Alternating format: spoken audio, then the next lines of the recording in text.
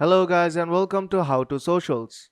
In this video I am going to show you how to quick add on Snapchat. So let's start. First open the Snapchat app.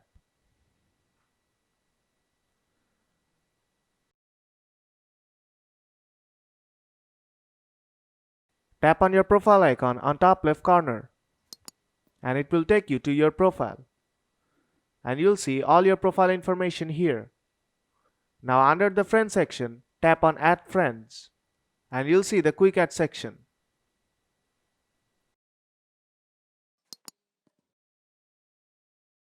Now to quickly add a person, tap on the add button beside the person's name. Now I'll just quickly add a few person.